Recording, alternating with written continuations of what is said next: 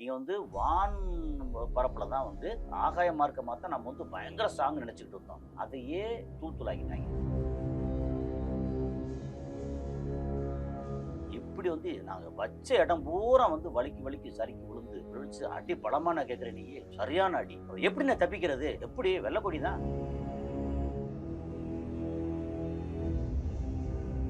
அப்புறமா நிலமார்க்கமா போனா என்ன நடக்கும்? 10 லட்சம் பேர் ஏற்கனவே ரெடியா இருக்காங்க ஆயுதங்களோட. இன்னும் 70 லட்சம் பேர் இருக்காங்கல்ல, பொதுமக்கள்லயே வீரமா இருக்கிறவங்க. அவங்க வந்து நாங்களும் வர்றோம்னு கியூல நிக்கிறாங்க.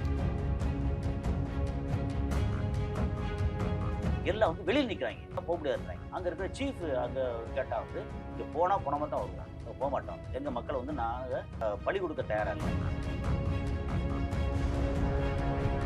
நம்ப மாட்டாங்க தான். சரி, நமக்குன்னு ஒரு அடிமை ஒருத்தர் இருக்கானே, யாரு? பாகிஸ்தான். அவனை நம்ம தான் வந்து நோபல் பரிசு கொடுத்தே ஆகும் நின்று ஒத்தக்கால் நின்னானே, அவனை கூப்பிட்டு வந்து ஏதாவது கொஞ்சம் பக்கத்துல பேசுப்பா, ஒரே ஆள் தானே பேசு அப்படின்னு கெஞ்சிருக்கேன்.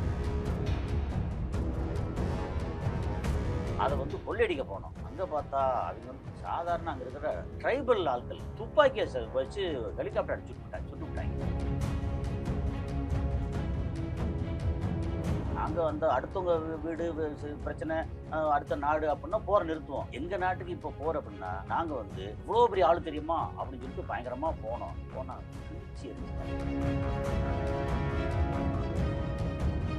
அதெல்லாம் வந்து இவ்வளவு கேவலமான வார்த்தைகள்லாம் யார் யூஸ் பண்ணுவா? நல்ல ஒரு குடிகார கபோதி, ஒரு வீணா போனவங்க.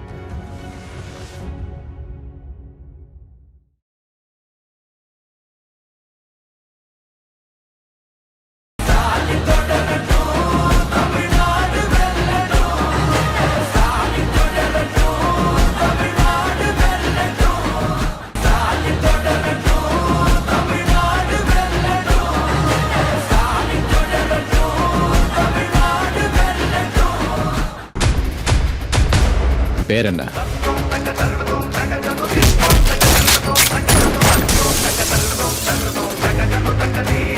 ஆச்சி மசாலா. எந்த சமையலும் ருசி தேடும் ரகசியம் 20 ரூபாய். கிங் டிவி சொந்தங்கள் அனைவருக்கும் இந்த டேவிட்டின் அன்பு வணக்கங்கள். இன்னைக்கு நம்ம இன்டர்வியூ நிகழ்ச்சியில நம்முடைய இணைஞ்சிருக்க சிறப்பு விருந்தினர் சர்வதேச செய்தி ஆய்வாளர் திரு கசாலி அவர்கள். வாங்க பேசுவோம் சார். வணக்கம் சார். வணக்கம் டேவிட் சார். நேற்று வரைக்கும் வந்து மக்கள் எல்லாம் பக்குன்னு இருந்தாங்க, என்ன நடக்க போகுது அப்படின்னு. ஒன்னும் இல்லை, ஈரான் இஸ்லாம் அமெரிக்கா போற பத்தி சார் ட்ரம்ப் அவர் சொல்லிட்டாரு. அதாவது ஒரு பழைய படத்துல வர பாத்தீங்களா, அடைந்தாள் மகாதேவி இல்லையில் மருணதேவி, அந்த ஒரு எஃபெக்ட்லாம் வந்து ரொம்ப ஒரு எஃபெக்ட் போட்டு கொடுத்தாரு. ஆனா கடைசியில வந்து பாகிஸ்தானுக்கு நல்ல ஒரு அழுத்தம் கொடுத்து இப்ப பாகிஸ்தானை வந்து போற வந்து நிறுத்திட்டோம் அப்படிலாம் சொல்றாங்க சார். இது என்ன நடந்திருக்கு முதல்ல சொல்லுங்க. இதுல ரொம்ப முக்கியமானது 15 நாள் சீஸ்ஃபயர், இடைக்கால போர் நிறுத்தம். சீஸ்ஃபயர் ஓகே, வார் எண்ட் ஆகல. ஆனா இடைக்கால ஒரு 15 நாளைக்கு பேச்சுவார்த்தைக்காக ஒரு போர் நிறுத்தம். அது வந்து 10ஆம் தேதி. அது சார் ஃபர்ஸ்ட் ட்ரம்ப் ஒரு லீவ் லெட்டர் கொடுத்தாருங்களே, அது ஒரு பார்ட் 2. இது அப்படி பார்க்கலாம். அது லீவ் லெட்டர் நிறைய கொடுத்துருக்காரு. இங்க 48 நாள் வந்து கோபமா வந்து ராஜினாமா கடிதம் கொடுத்தாரு. அடுத்த 5 நாள் லீவ் லெட்டர், இன்னொரு 10 நாள் லீவ் லெட்டர். அந்த 10 நாள் லீவ் லெட்டர் எண்டு வந்து ஆக்சுவலா இது அப்புறம் ஒரு நாள் எக்ஸ்டெண்ட் பண்ணி இன்னைக்கு காலையில நம்ம இந்தியா டைம் வந்து ஒரு 5-5:30 மணிக்கு, ஓகே, அரபு நாட்டு டைம் வந்து ஒரு 3-4 மணிக்கு அப்படின்னு சொல்லி எல்லாம் வந்து உண்மையிலே நம்மளை விட அரபு நாடுகளில் வந்து ரொம்ப எல்லாரும் பதவிப்பா இருந்தாங்க. சரி, இதை வந்து இப்போ இது என்ன மாதிரி வந்து இவர் இந்த சீஸ்ஃபயர் இந்த விஷயத்தை வந்து நம்ம எப்படி சொல்லலாம் அப்படின்னா, நீங்க வந்து வின்னர்னு ஒரு படம் பார்த்துருக்கீங்களா? வின்னர் படமே பார்க்காதவங்களுக்கு கூட வின்னரோட காட்சிகள் இருக்குல்ல, காமெடி காட்சிகள், அது பார்க்காத ஆள் இருக்கவே மாட்டாங்க. வடிவேல் காமெடி செம்மையா, வடிவேல் காமெடி வந்து வின்னர் இதில் வந்து நீங்க இப்படி வச்சுக்கோங்க, அடிபட்டு அந்த கை அப்படி சட்டையை கிழிஞ்சு கையை அப்படி வச்சுக்கிட்டு வர்ற வடிவேலு, அவர் வந்து ட்ரம்ப். சுற்றி இருக்கிற நம்ம கிரேன் மனோகர் மற்ற ஆட்கள்லாம் இருக்காங்க இல்லையா, அவங்க வந்து யூரோப்பியன் கண்ட்ரிஸ், இந்த ஜெர்மனி, யூகே, ஃப்ரான்ஸு, இப்படி வச்சுக்கோங்க. இப்படியே அவர் வந்து நொண்டிட்டு அப்படியே வரும்போது மனுஷப்பேலாய்வீங்க. இந்த ஈரான் வந்து என்னமோ நினச்சி இப்படி அடிச்சு விட்டாங்க. அவனா வந்து மிசைல் வச்சு அடிக்கிறான், ட்ரோனை வச்சு அடிக்கிறான், கப்பலை அடிக்கிறான், இப்படி அடிக்கிறான். ஏன்னா அண்ணே அடி பலமா அப்படின்னா, பேசாத நீ, கூட வா, நேட்டோ எல்லாம் சேர்ந்து நான் உங்களுக்காக நேட்டோவுக்காக எவ்வளோ பண்ணியிருக்கேன், கூட வந்து அடிக்கிறதுக்கு சண்டைக்கு கூட வா அப்படின்னா, இல்லை எனக்கு இந்த வேலை இருக்குது, அங்கே இருக்குது, இது பண்ண முடியாது, பண்ண முடியாது, எல்லாம் போனீங்கல்ல, இப்போ கேள்வியாக கேட்குறீங்க அப்படின்னு சொல்லிட்டு அங்கே வந்து இந்த இந்த இந்த சீன் அப்படியே யோசிச்சு பாருங்க. மனுஷப்பயல வந்து ஈரான் வந்து இந்த அடியே அடிச்சு விட்டாங்க. சரி, அப்படியே பார்த்தா அங்கே இன்னொருத்தவங்க பக்கத்தில் நமக்கு வேட்டை நாய் ஒருத்தர் இருக்கானே, நெதன்யாகு, அவன் வந்து பயங்கரமான ஆளாக்கும் அப்படி இருக்குன்னு நினச்சி பார்த்தா அவனையும் போட்டு அடியேன்னு அடிச்சு விட்டாங்க. இப்படியெல்லாம் அடிப்பான்னு எதிர்பார்க்கவே இல்லை. கேட்டா ட்ரோன் வந்து 20,000 30,000 ட்ரோன் வச்சிருக்காங்க. சும்மா சொல்லாம பார்த்தா வச்சிருக்காங்க. அப்புறம் சரி அ ம இது வந்து உங்களுடைய ம மொத்த அணு ஆயுதம் இருக்கிற இடத்த பூரா வந்து பங்கர் பஸ்ட் வச்சு அடிப்போம் அப்படின்னா, அடிச்சு பாரேன் அப்படின்னு சொல்லி திரும்பி அப்படியே நெஞ்ச காமிச்சு நிக்கிறான். அப்புறம் கப்பல் உலகத்திலே மிகப்பெரிய கப்பலா கொண்டு வந்தா 2 கப்பலையும் அடிச்சுட்டாங்க. அது வந்து நாங்க வேற மாரி ஒரு யுஎஸ்எஸ் ஜெரால்ட் ஃபோர்டு கப்பல வந்து அங்க அயர்ன் பண்ணும்போது அங்க இருக்கிற லாண்டில தீ வந்துருச்சு. மத்தபடி வேற ஒண்ணும் பிரச்சனை இல்ல. அப்படின்னு எவ்வளவு சமாளிக்க வேண்டியிருக்கு. அ எல்லாம் நான் வந்து என்னோட கப்பல் படை அடி அடி அடிச்சிருக்காங்க. கடைசியில நாங்க வந்து ஒரு ஒரு ஒரு ஆள காப்பாத்த போறோம்னு டிராமா போட்டு, ஒரு கர்னல் ஒருத்தர காப்பாத்த போறோம் டிராமா போட்டு, அங்க வந்து அ அவன் என்ரிச் பண்ணி வச்சிருக்க யுரேனியம் இருக்கு இல்லையா? 60% என்ரிச் பண்ணி வச்சிருக்க 440 கிலோ, 450 கிலோ. அத வந்து கொள்ளையடிக்க போனோம். அங்க பார்த்தா அவிங்க வந்து சாதாரண அங்க இருக்கிற ட்ரைபல் ஆட்கள் துப்பாக்கிய வச்சு ஹெலிகாப்டர் அடிச்சு சுட்டுப்புட்டாங்க. அவ்வளவு பெரிய ஹெலிகாப்டரா அங்க இருக்க துப்பாக்கி தான் அடிச்சிருக்காங்க. கீழே இறங்கி வந்திருக்குது. ஆமா. அங்க வந்து ஆ, இந்த மாதிரி ஹெலிகாப்டர் வந்து அதை வந்து ஒரு ட்ரைபல் வந்து வந்து வேட்டை துப்பாக்கி வச்சு அடிச்சுட்டாங்க.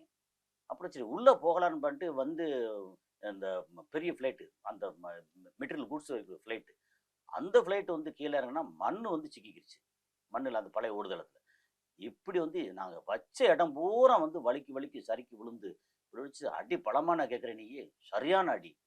எப்படி நான் தப்பிக்கிறது? நான் எப்படி வெள்ளைக்கொடி தான். சரி வெள்ளைக்கொடி உங்களை நம்ப மாட்டாங்களே. நம்ப மாட்டாங்க தான். சரி நமக்குன்னு ஒரு அடிமை ஒருத்தர் இருக்கானே, யாரு? பாகிஸ்தானு. அவனை நம்ம தான் வந்து நோபல் பரிசு கொடுத்தே ஆகும் நின்று ஒத்த கால் நின்னானே. அவனை கூப்பிட்டு வந்து ஏதாவது கொஞ்சம் பக்கத்துல பேசுப்பா, ஒரே ஆள் தானே பேசு அப்படின்னு கெஞ்சிருக்கேன். ஆனா சார் இப்போ போர்ட்ல வந்து ட்ரம்ப் தோத்துட்டாரு சார். அவர் சொன்னார்ல 6 நாடு 7 நாடு போர் நிறுத்திட்டேன் அப்படின்னு சொன்னவரு. 8 நாடு 8 நாடு. இப்ப இந்த ஒரு போர் அவர் நிறுத்த முடியலையே. பாகிஸ்தான் தான் நிறுத்திச்சு. அது வந்து அவர் அழ மாட்டாருங்களா? அது அடுத்தவங்க போரு, இது சொந்த போர். இது ரொம்ப அக்கப்போரால இருக்கு. அக்கப்போர் தான். என்னன்னா இது வந்து சண்டையில கிளியாத சட்டை எங்க இருக்கு? நாங்க அந்த அடுத்தவங்க வீடு பிரச்சனை, அடுத்த நாடு அப்படின்னா போரை நிறுத்துவோம். எங்க நாட்டுக்கு இப்போ போர் அப்படின்னா நாங்க வந்து இவ்வளோ பெரிய ஆளு தெரியுமா அப்படின்னு சொல்லிட்டு பயங்கரமா போனோம். போனா கிழிச்சு எரிஞ்சிட்டாங்க. இவங்க கையில இவ்வளோ ஆயுதம், இவ்வளோ பெர்ஃபெக்ஷன் இருக்குன்னு திரும்பி பார்த்தா பின்னாடி ரஷ்யா இருக்கான், சைனா இருக்கான். அவங்க வந்து பின்னாடி வந்து ஸ்ட்ராட்டஜிக்கு, அதுக்கப்புறம் வந்து இன்டெலிஜென்ஸு என்னென்ன ரூட்ல என்னென்ன இருக்குன்னு கம்ப்ளீட்டாக காட்டி கொடுத்து குறிதவராமல் அடிக்கிறான். இதுக்கு முன்னாடி இது பூரா நாங்கள் தான் பண்ணுவோம். இப்போ அவன் ஈரான்காரன் பண்ணுறான்னா யாரை வச்சு பண்ணுறான்? அவன் கையில் வந்து இருக்கிற ஆயுதங்கள் எக்கச்சக்கம், ஆயுதங்களுக்கு தேவையான மூலப்பொருள், அது கெமிக்கல் எல்லாம் சைனா வந்து கப்பல் கப்பலாக இறக்குறாங்க. என்னென்ன ரூட்டெல்லாம் போட்டு கொடுத்து சைனா போட்டு கொடுக்குறான், ரஷ்யா போட்டு கொடுக்குறாங்க. அது போக ரஷ்யாவில் இருந்து அங்கே இருக்கிற அந்த இம்ப்ரூவ்டு சில ஆயுதங்கள்லாம் வந்து இறக்கியிருக்காங்க. ஸோ இந்த மாதிரி ஒரு சூழலில் வந்து நாங்கள் வந்து நேட்டோ வந்து உதவி கூப்பிட்டா ஒன்றும் வராமல் அப்போ ஓடி போயிட்டு இப்போ வந்து என்ன அடி பலமான கேட்குறீங்க அப்படின்னு வந்து நின்று கடைசியில் என்னாச்சு? இப்போ ஒருவேளை அந்த இடத்துல வந்து நம்ம அவர் கொடுத்த டேட்டம் இருக்கு இல்லையா, அந்த டைம் ஓகே, அது வரைக்கும் இவன் வந்து ஒன்றும் வரல, கண்டுக்கவே இல்லைன்னு வச்சுக்கலேன். அப்போ என்ன நடந்திருக்கும்? அவங்க வந்து ஏதாவது பண்ணி ஈரானை கற்காலத்துக்கு அல்லது மொத்தத்துக்கு பொசுக்கி இந்த பெர்ஷியன் பாரசீகம் அப்படின்ற ஒரு நாகரிகமே இல்லாமல் அந்த இடம் மொத்தத்துக்கு அழிச்சு முடிச்சிருவோம் அப்படின்னு சொல்லி அந்த ஆள் வந்து இந்த ட்ரூ சோசியல் மீடியாவில் வந்து போட்டிருந்தாங்க. அதெல்லாம் வந்து இவ்வளோ கேவலமான வார்த்தைகள்லாம் யார் யூஸ் பண்ணுவா? நல்ல ஒரு குடிகார கபோதி, ஒரு வீணா போனவங்க, அப்புறம் வெளியில் இந்த மாதிரி ஒரு நாகரிகம் இல்லாதவங்க டீ கடையில் நின்றுட்டு பேசும்போது அப்படின்லாம் கெட்ட வார்த்தையில் பேசுவாங்க. ஒரு கோபத்தில் நாட்டு மேலே ஒரு பற்றில் பக்கம் சொல்லியிருக்கலாம்ல சார்? நாட்டு மேலே பட்டு அந்த அதிபர் சொல்லக்கூடாது. தான் தோத்துட்டு எப்போ வரும் இந்த மாதிரி வார்த்தையெல்லாம் வரும்னா, தான் ஜெயிச்சுக்கிட்டு இருந்தோம்னா நாங்கள் அப்படித்தான், அவங்க அந்த மாதிரி இருக்காங்க, நாங்கள் எல்லாம் பிரச்சனை இல்லை, அப்படி சாதாரண இருப்பாங்க. அடி மேலே அடி விழுந்துச்சுன்னா கோவம் வரும், அடிக்க முடியாது. கப்பற்படையோட போக நினைப்பாங்க, கப்பற்படை பின்னாடி போயிடுச்சு. வானத்தில் போய் அடிக்க நினச்சா 10 ஐட்டங்கள், இது வந்து இப்போ ஃப்ளைட்டு, ஹெலிகாப்டரு, ட்ரோன் எல்லாம் சேர்த்து ஒரு 10 ஐட்டம் அது வந்து பொசிக்கிட்டாங்க, அவங்களே பொசிக்கிட்டாங்க. அப்புறம் ஏற்கனவே F-35 எல்லாம் 2 அடிச்சிருக்காங்க, 1 இல்லை 2 அடிச்சிருக்காங்க. இதில் வானத்தில் பறந்தும் அடிக்க முடியல, கப்பலையும் போக முடியல. தரைப்படைக்கு போகலாம் வந்து போங்கடா அப்படின்னா வந்து பின்னாடி வந்து பஸ்ஸை தள்ளின மாதிரி எல்லாம் வந்து வெளியில் நிற்கிறாங்க, நான் போக முடியாதுன்றாங்க. அங்கே இருக்கிற சீஃப் அங்கே கேட்டால் வந்து இங்கே போனால் போனாமல் தான் வருவோம், நாங்கள் போக மாட்டோம், எங்கள் மக்களை வந்து நாங்கள் பழி கொடுக்க தயாராக இல்லை. அது ஏற்கனவே சொன்னாங்க, நாங்கள் வந்து எங்கள் நாட்டுக்காக சாவ நாங்கள் தயார், ஆனால் இன்னொரு நாட்டுக்காக சாகணுமா என்ற விஷயம் கூட வந்ததுங்களே. அதான் நீங்கள் வந்து யாருக்காக போகிறீங்க? இந்த போர் யாருக்காக ஆரம்பிச்சிங்க? ஏன்னா அந்த சீஃப் இருக்காப்பு இல்லையா, கிரவுண்ட் ஃபோர்ஸோட சீஃப், அவர் வந்து முடியாது சொல்லிட்டார். அவர் வந்து சேக் பண்ணிட்டாங்க. அந்த பீட்டர் ஹெக்ஸத் இருக்கு அப்படின்னா அந்த ஆள் வந்து எல்லாத்தையும் நீ வந்து டெர்மினேட் பண்ணிட்டான்.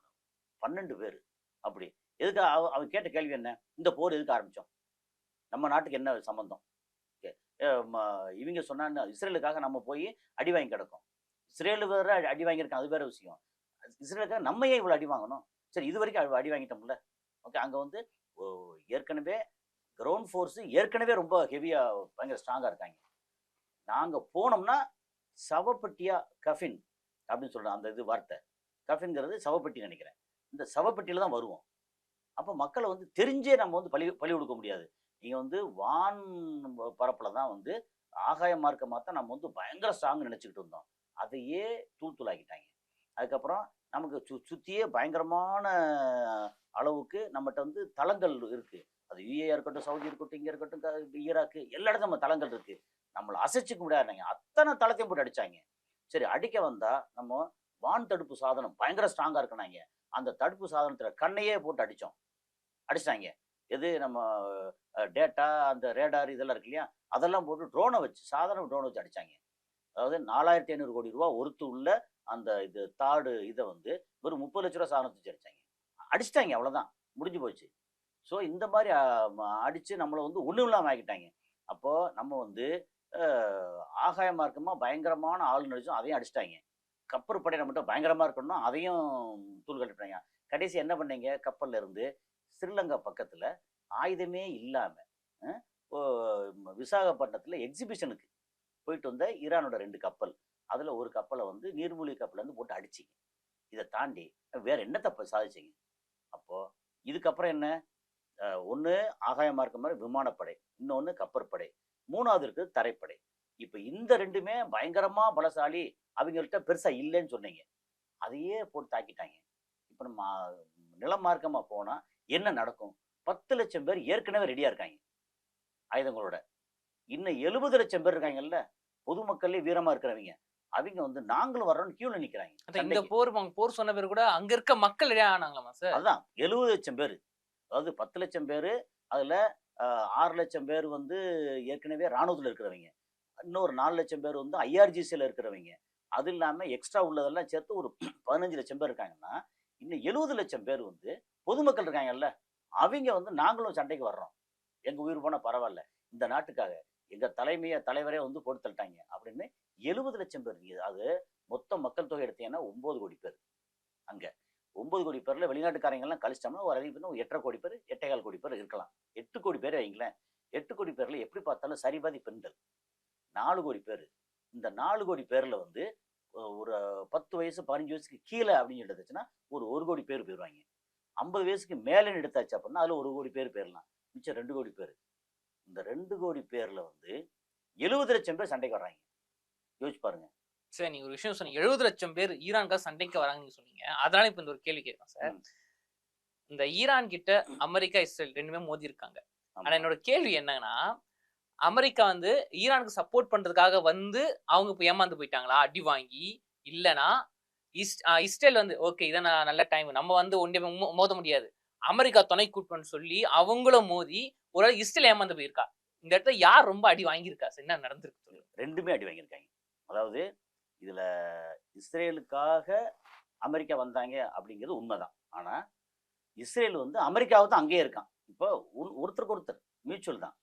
அமெரிக்கா அவனுடைய வளங்கள், அவனுடைய ஆயுதங்கள் எல்லாத்தையும் வந்து இஸ்ரேல் கொடுப்பான். இஸ்ரேல் வந்து அங்கே யாரையும் வந்து வளர விடாமல் அடிச்சுக்கிட்டே நான் வந்து இருக்கேன் அப்படின்னு காமிச்சா அமெரிக்காவோட டாலர் வர்த்தகம் இருக்கு இல்லையா, அது வந்து ஜரூராக நடக்கும். அந்த டாலர் வர்த்தகம் அப்புறம் இங்கேருந்து வந்து அடிக்கிறாங்கல்ல, அந்த இதுக்கு வந்து ஆயுத விற்பனை, அதுக்கப்புறம் டெக்னாலஜி விற்பனை, அப்புறம் வந்து அயன்டோம் மாதிரி இதெல்லாம் விற்பனை அப்படிங்கிறது இஸ்ரேல் அங்கே இருக்க போய் தான் அமெரிக்காவுக்கும் சாத்தியமாகுது. அப்போது அமெரிக்காவுக்காக இஸ்ரேல் வந்து இங்கே இடம் போட்டு டென்ட் கட்டி உட்காந்து அவன் நாடாக்கி அங்கே வந்து அடிச்சுக்கிட்டு இருக்கான். அரப் சாரில் அடிச்சுக்கிட்டு இருக்கான். அப்போது அமெரிக்காவுக்காக இவன் அங்கே வந்து அடிச்சுக்கிட்டு இருக்கான். அப்புறம் அவனை வந்து இங்கே அவன் சொல்ல கேட்டுத்தானே ஆகணும். அப்போ ஈரானை வந்து முடிக்கணும். ஈரானை முடிக்கிறதுக்கு வந்து இஸ்ரேலுக்கு பெரிய அஜெண்டாலாம் கிடையாது. சுற்றி இருக்கக்கூடிய அந்த ஹெஸ்புல்லா மாதிரி அங்கே இருக்கக்கூடிய ப்ராக்சிஸுக்கு வந்து அவன் ஆயுத சப்ளை எல்லாம் பண்ணுறான். அதை தடுக்கணும் அப்படின்னா ஈரானை வந்து தடுக்கணும். ஈரான் கையில் வந்து மிசைல்ஸ் பெருசாக இருக்குது. 2000 கிலோமீட்டர் 4000 கிலோமீட்டர் வரைக்கும் வளர்த்து வச்சுருக்கான். ஈரான்ல இருந்து ஸ்ட்ரெயிட்டாக இஸ்ரேல் எடுத்தீங்கன்னா ஒரு 1200 1300 கிலோமீட்டர் நீங்கள் கணக்கு வச்சுக்கலாம். அப்போது அதை வந்து நேரடியாக நம்ம அடித்தாலும் நம்ம இஸ்ரேல் வந்து காணா போயிடும். அதனால் அந்த ஆயுதங்களை பூரா வந்து தாக்கணும். அப்புறம் அணு ஆயுதம் வந்து ரெடி பண்ணிட்டு இருக்கான், அதையும் தடுக்கணும் அப்படின்னு சொல்கிறான். சொல்லும்போது சரி இவன் என்ன சொன்னாங்கன்னா, நம்ம வந்து இப்போ பேச்சுவார்த்தை போய்கிட்டு இருக்கு, ஒரு மே மாதம் வாக்கில் நம்ம வந்து அடிச்சுக்குருவோம். சொன்னது யார் சார்? ட்ரம்ப். ட்ரம்ப். ஆமா. ஓகே. அதெல்லாம் முடியாது, உடனே அடிச்சாகணும். இங்கே பேச்சுவார்த்தை நடந்துகிட்டு இருக்கும்போதே அங்கே வந்து அடிச்சு பெருந்தலைகளை நம்ம தூக்கிட்டோம்னா எப்படி அங்கே எப்படி வந்து சதாம் ஹுசேனை தூக்கின உடனே அந்த நாடு வந்து இங்கே கட்டுப்பாடுக்கு வந்துருச்சு. அங்கே வெனிசுலாவில் வந்து மதுரோ தூக்கின உடனே அவங்க கட்டுப்பாடுக்கு வந்துருச்சு. அங்கே கடாஃபி வந்து லிபியாவில் கடாஃபியை தூக்கின உடனே அவங்க கட்டுப்பாடுக்கு வந்துருச்சு. இப்படி எல்லாரும் நம்ம கட்டுப்பாடுக்கு வரணும். இங்கே வந்து ஒரு நாள் ஏன்னா பிப்ரவரி 28 ஆயத்துல்லா அலி கமேனி அவங்க வந்து கீழே தான் பங்கரில் தான் வந்து பேசுகிறாங்க. ஆயத்துல்லா அலி கமேனி ஆரம்பித்து ஐஆர்ஜிஸில் ஒரு 7-8 பேர், அப்புறம் வான்படையில் முக்கியமான ஆட்கள், கப்பற்படையில் முக்கியமான ஆட்கள், நீர்மூழ்கி கப்பல் ஆட்கள், அப்புறம் தரைப்படை ஐஆர்ஜிஸ்னா அவங்களோட முக்கியமாக எல்லாம் சேர்த்து ஒரு 40 48 பேர் ஒரு இடத்த உட்காந்து கூடி பேச போகிறாங்க. அந்த பேச போகிற இடத்துல தப்பிச்சது அன்னைக்கு வந்து அங்கே பேசப்படுறத தப்பிச்சது யாருன்னா அலி லாரிஜானி. அவரை லேட்டராக அதுக்கப்புறம் தூக்கிட்டாங்க, அவர் கொண்டுட்டாங்க. ஓகே. அதுக்கப்புறம் இப்போ வந்து மஜீத் கமேனி அது ஒரு கமிஷன் பேர் இருக்குது. அந்த ஆள் வந்து ஐஆர்ஜிஸில் இன்டெலிஜென்ஸ் சீஃப் அவர். ஓகே. அவர் இப்போ தான் 6ஆம் தேதி தான் பொறுத்தலாங்க. இப்படி அப்புறம் வந்து இவர் அப்பாஸ் ஆராக்சி, அதுக்கப்புறம் பெசஸ்கியான், இந்த மாதிரி ஆட்கள் வந்து அதில் போகிறதுக்கு முன்னாடி போட்டு தாக்கிட்டாங்க. தாக்குனா கொஞ்சம் நெஞ்சம் இல்லை, ஒரு 900 குண்டு போட்டதா எல்லாம் சொன்னாங்க. அதுக்கு நான் அவசரப்பட்டு இப்போ வந்து இந்த தாக்கி இந்த மொத்தத்துக்கு தூக்கிட்டோம்னா அந்த ரெஜிம் அந்த ஆட்சியை வந்து சேஞ்ச் பண்ணிடலாம். இது நெதன்யாகு சொல்லியிருக்காரு. நெதன்யாவுக்கு வந்து ஐடியா கொடுத்தது யார் அப்படின்னா அவங்களோட உளவு பிரிவு இருக்கு இல்லையா, மொசாடோட சீஃப். அதனால மொசாடோட சீஃபுக்கும் நெதன்யாவுக்கும் அங்கே பயங்கர கட்டி பிடிச்சி உருண்டு சண்டை. சொல்ல போய் இங்கே கொண்டு வந்தோம், எல்லாத்தையும் அங்கே அடிச்சு முடிச்சதுக்கப்புறம் ஏன் சொல்ல கேட்டு தான் வந்து ட்ரம்ப் வந்து உள்ளே இறங்கி எல்லாம் வந்தார். பங்கர் பஸ்லாம் போட்டு அடிச்சு முடிச்சதுக்கப்புறம் பார்த்தா அடுத்து முன்னை விட வந்து வீரியமாக இருந்துச்சு வந்துட்டாங்க. இப்போது இஸ்ரேல் வந்து அந்த அடி. அப்போ உன்னால் நீ கட்ட, என்னால் நீ கட்ட, உன்னால் நான் கட்டேன். அது அரசன் நம்பி புருஷன் விட்ட கதை மாதிரி என்னமோ மாறி. ஏன்னா இஸ்ரேல் அமெரிக்காவுக்கு வேணும்னா வேணும், அமெரிக்கா இஸ்ரேலுக்கு வேணும்னா வேணும், 2 பேரும் வேணும். அப்போ இந்த சண்டை வந்து எப்போ மே மாதம் ஆரம்பிக்கலான்னு சண்டை போடலாம் ஒரு பிளான் பண்ணதை இப்போ கூடும்போது இப்போ அடிச்சிட்டோம்னா நம்ம வெற்றி அப்படின்னு ஒரு முடிவு பண்ணாங்க. ஆனால் என்னென்னா ஈராக் வேற, அரபு நாடுகள் வேற, ஈரான் வேற. ஈரானில் வந்து ஆட்சியாளர் தான் மதகுரு. அதுக்கப்புறம் மக்கள் வந்து என்னதான் பண்ணாலும் இங்கே பிரிஞ்சு சண்டை போட்டு அங்கே வந்து ஒருத்தருக்கு கருத்து வேறுபாடு முதல்ல எல்லாம் இருக்குது. அப்புறம் அங்கே உள்ளுக்குள்ள ஆட்களே வந்து பணத்துக்கு ஆசைப்பட்டு உளவு இவங்களுக்கான மொசாடு அண்டு சிஐக்கு உளவு சொல்கிறாங்க, எல்லாம் இருக்குது. அதை தாண்டி தேசப்பட்டு ரொம்ப ஜாஸ்தியாக இருக்குது. அடித்தா நம்ம வந்து வெற்றி அடைஞ்சலான்ற இடத்துல அடித்தா அதை விட வீரியமாக வர்றாங்க. அது போக அங்கே வந்து இந்த மாதிரி இனக்குழுக்கள் மாதிரி ட்ரைபல்ஸ் இருக்காங்கல்ல, அவங்க பயங்கரமாக இருக்காங்க இன்னும். ஸோ இதை வந்து நம்ம சரியாக கணக்கு பண்ண தவறினோட விளைவு வந்து இஸ்ரேல் இருக்காங்கல்ல, அவன் வந்து 25 வருஷம் பின்னாடி போயிட்டாங்க. நிறைய அடிச்சிட்டாங்க. அதாவது அயன்டோங்க எல்லாம் நிறைய பேசிட்டோம், அதெல்லாம் அடிச்சிட்டாங்க. அமெரிக்கா அதோட பொருளாதாரத்தை பெரிய அளவுக்கு இழந்துருச்சு. சரி, என்னோட இன்னொரு கொஸ்டின் சார், ஆடு நனைய ஓனாய் வந்து கவலைப்படுமா அப்படின்னு சொல்லுவாங்க ஊர்லலாம். அந்த மாதிரி பாகிஸ்தான் சமாதானத்துக்கு வந்து நாங்க வந்து ராஜதந்திரம் வந்து பண்ணியிருக்கோம், நாங்க ஜெயிச்சுட்டோங்கிற ராஜதந்திரத்தை பாருங்க அப்படின்னு பாகிஸ்தான் பிரதமர் ஷெரீப் அவர்கள் சொல்லியிருக்காரு. என்ன சார் ராஜதந்திரம், என்ன இவங்கெல்லாம் சமாதானத்துக்கு வராங்க, எனக்கு புரியல. இது யாருக்குமே புரியாது. என்னன்னா பாகிஸ்தான் வந்து சமாதான தூதுவரா ஆகக்கூடிய அளவுக்கு தகுதியான ஆளா அப்படின்னு கிடையாது. இல்லை ஒரு மிகப்பெரிய நாடு, வளமான நாடு, சொன்ன எல்லாரும் கேட்பாங்க அப்படி இடத்துல இருக்காங்களா? இல்லை ஆயுதங்கள்ல வந்து மிகப்பெரிய அளவுக்கு இருக்காங்க, அதனால அவங்க சொன்னா மற்றவங்க சுற்றியெல்லாம் கேட்பாங்க, அதுவும் கிடையாது. ஏன்னா அவன் கையில் வந்து அணு ஆயுதம் இருக்கலாம், ஆனால் ஒரு பக்கம் ஆயுதம் வந்து அமெரிக்கா கொடுத்தது, இன்னொரு பக்கம் ஆயுதம் வந்து சைனா கொடுத்தது. கடன் வாங்கினது, அதுவும் கடன் வாங்கி எல்லாம் கடன்காரனா இருக்கான். அப்புறம் ஏதாவது கொஞ்சம் பார்த்துக்கிட்டு முதலாளி கொஞ்சம் பார்த்து சொல்லுங்க முதலாளி, உங்களுக்கு வந்து நோபல் பரிசுக்கு நான் ரெக்கமெண்ட் பண்ணுறேன் அப்படின்னு சொல்லிட்டு இங்கே தலைவருக்கு போகும்போது தலைவர் வாழ்க வாழ்க, எதிர்கால பிரதமர் வாழ்க அப்படின்னு கத்துவாங்கல்ல, அது மாதிரி இப்போ இவங்க விட்டாச்சுன்னா என்ன செய்வாங்க, வந்து என் தலைவனுக்கு நோபல் பரிசு கொடுத்தே தீரணும், இல்லைன்னா நேராக நாங்கள் வந்து பாகிஸ்தான்லேருந்து முக்கியமான ஆட்கள்லாம் போய் ஸ்வீடனில் வந்து உண்ணாவிரதம் இருப்போம் அப்படின்ற அளவுக்கு பேசினவங்க. யார்? சபா ஷெரீஃப், அசீப் முனீர், இவங்க எல்லாம் 2 பேரும் இப்போதைக்கு இருக்காங்க. ஒரு ராணுவ தலைமை, இவர் வந்து பிரைம் மினிஸ்டரா, இவங்க 2 பேரும் இவங்க தான் இருக்காங்க. இவங்க வந்து பேசின பேச்சு அப்படி. அப்போ அமெரிக்காக்காரன் பார்க்குறான், அவனுக்கு வந்து இப்போ வீராவேசம் நிறைய வந்து ட்வீட் போட்டாச்சு, பயங்கர என்னென்னோ பண்ணி பார்த்தாச்சு. இதுக்கப்புறம் அவன் அடிக்கிறதுக்கு வேற வழி இல்லை, அணுகுண்டு மட்டும்தான். அணுகுண்டு கையில் எடுத்தா அமெரிக்கா அவுட் ஆயிரும், பெரிய அளவுக்கு பிரளயம் வந்துடும். அப்போ என்ன பண்ணுறது? நம்ம வந்து அவசரப்பட்டு வார்த்தை விட்டோம், ஆனால் வேற வழி இல்லை. சமாதானத்துக்கு 15 நாள் சீஸ்ஃபயர் பேசுகிறாங்க. முதல்ல 45 நாள் சீஸ்ஃபயர்னு சொல்லிட்டு பாகிஸ்தான், துருக்கி அண்டு ஈஜிப்டு 3 பேர் சேர்ந்து வந்து போனாங்க. அதை அப்படியே ரிஜெக்ட் பண்ணாங்க. இன்னும் எங்களுக்கு அமெரிக்கா மேலே இஸ்ரேல் மேலே நம்பிக்கை இல்லை, இந்த பக்கம் பேச்சுவார்த்தைன்னு சொல்லி அந்த பக்கம் அடிப்பாங்க, நீங்கள் என்ன கேரண்டி தர்றீங்க? ஒன்றும் தர முடியாது அப்படின்னு அது பற்றி பிரச்சனை வந்துருச்சு. ஆனால் வேறு வழி இல்லாமல், எப்பா நீ கொஞ்சம் பேசுப்பா, வேறு வழி இல்லை, 15 நாள் சீஸ்ஃபயர் சொல்லுப்பா, இங்கே வந்து தாங்க முடியல நம்மளால் அப்படின்னு ரொம்ப பெரிய சிக்கல். அப்போ என்ன, வேறு வழி இல்லாமல் யார் சொன்னால் ஈரான் கேட்பாங்க அப்படின்னு பார்த்தாங்க. பார்த்துட்டு சைனா சொன்னால் கேட்பாங்க. அப்போ சைனாக்கு என்ன வாக்குறுதி கொடுக்கலாம்? இந்த 15 நாள் வந்து யாரும் ஒன்றும் பண்ண மாட்டாங்க, அமெரிக்காவோ இவங்களோ இஸ்ரேலோ. அப்படி பண்ணால் சைனாவும் இன்வால்வ் ஆகும். அதை மட்டும் சொல்லு, உன் முதலாளிகிட்ட போய் சொல்லு. இல்லை நீங்களும் தான் என் முதலாளி, இல்லை நான் அப்போ அவனுக்கு தான் நீ வந்து இவ்வளோ வேலை பார்த்துட்டு இருக்க, அங்கே சொல்லு, நான் வந்து ஈரான்கிட்ட பேசணும். ஏன்னா எல்லாருக்குமே பிரச்சனை, ஈரான் முதற்கொண்டு. அங்கே அரபு நாடுகளுக்கு பிரச்சனை, இந்தியாவுக்கு பிரச்சனை, ஜப்பானுக்கு பிரச்சனை, தென்கொரியாவுக்கு பிரச்சனை, எல்லாமே அந்த கேஸு அது இதுன்னு எல்லா பிரச்சனை. அரபு நாடுகளுக்கு வந்து சாப்பாடு, உணவுப் பொருள் போகாமல் இது போகாமல் ஏகப்பட்ட பிரச்சனையோட பெருசாக வந்துட்டு இருக்கு. அப்புறம் மாறி மாறி அடிச்சுட்டு இருக்காங்க. இதெல்லாம் தீர்னா 15 நாள் இதுக்கு வந்து ஒத்துக்கிறதுக்கு நான் வந்து அங்கே சொல்கிறேன். ஆனால் இந்த பேச்சுவார்த்தையெல்லாம் ஒழுங்காக போகணும், பேச்சுவார்த்தை இல்லைன்னா அதுக்கப்புறம் கன்னியூ பண்ணுவோம், அது வேற விஷயம் அப்படின்னு சொன்னதுக்கு அப்புறம் வந்து சைனா இன்வால்வ் ஆக போய் தான் இந்த வந்து பேச்சுவார்த்தைக்கு ஓகே ஆயிருக்கு. அப்போ பாகிஸ்தான் ராஜதந்திரம் அதெல்லாம் சும்மா, அது வெளியில் அப்படித்தான். நமக்கு வந்து நாங்கள் வந்து யாரு அதான்ல வர்கீஸு, அதான் ஏதாவது ஒன்று அப்படின்னா நாங்கள்லாம் யாரு தெரியுமாலே, என்ன இந்த மாதிரி நான் சொன்னால் நான் அப்படியே ஒரு கோடு போட்டேன்னா அமெரிக்கா வந்து அதை தாண்டாது, ஏன் வச்சுக்கோ அப்படின்னு சொல்றது பாகிஸ்தான். அதான் வர்கீஸ், அதான் பாகிஸ்தான் அப்படி எடுத்து. ஆமாம், அதாலே பாகிஸ்தானு. சப்போஸ் தான்னா கோடை தள்ளி வரைவோம், மற்றபடி வேற ஒன்றும் இல்லை அப்படிங்கிற மாதிரி. பாகிஸ்தான் வந்து அவ்வளோ பெரிய கண்ட்ரியா அதெல்லாம் இல்லை. ஆனால் இன்னைக்கு வந்து உலகத்தில் முக்கியமான பேசு பொருளாக பாகிஸ்தான் இருக்கு. 10ஆம் தேதி இஸ்லாமாபாத்தில் வச்சு அங்கே வந்து முதல் சுற்று பேச்சுவார்த்தை ஆரம்பம். அமெரிக்காலேருந்து வர்றாங்க, இஸ்ரேலேருந்து வர்றாங்க, ஈரான்லேருந்து வர்றாங்க.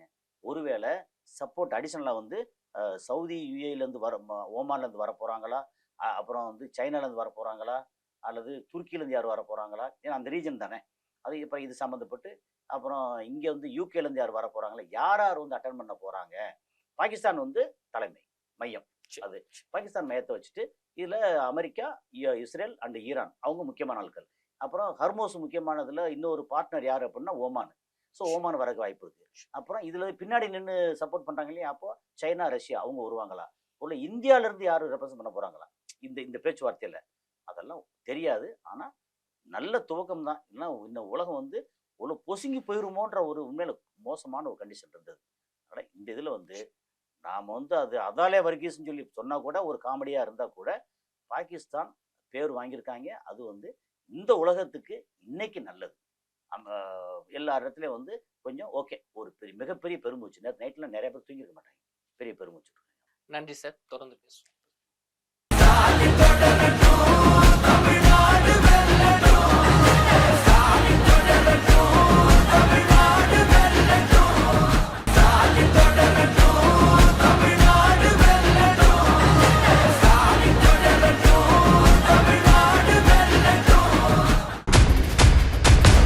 பேர் என்ன?